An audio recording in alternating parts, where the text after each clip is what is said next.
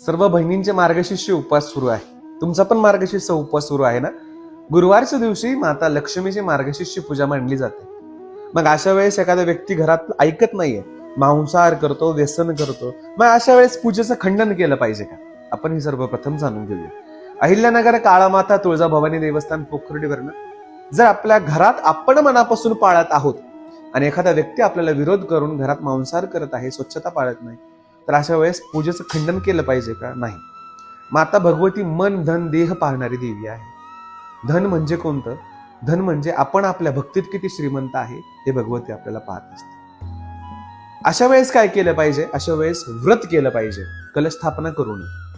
अशा वेळेस मानस पूजा मी तुम्हाला सांगणार आहे. नेत्र बंद करायचे आणि असा विचार करायचा की मी नारळ मांडत आहे, मी तांब्या मांडत आहे. जशी आपण पूजा गुरुवारी मांडतो तसं डोळे बंद करून आसन टाकून तसं मांडायचं.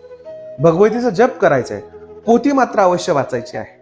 आणि अशा पद्धतीने माता भगवतीला खिरीचा नैवेद्य आपल्या देवघरात दाखवला पाहिजे. अशा पद्धतीने माता भगवतीचं नैवेद्य प्रसाद मान्य होतो. परंतु ज्या घरात सर्व पावित्र्य पाळल्या जाते त्या घरात कलश स्थापना केली पाहिजे. आणि कलश स्थापना कशी करायची हे नेक्स्ट व्हिडिओमध्ये मी तुम्हाला सांगणार आहे.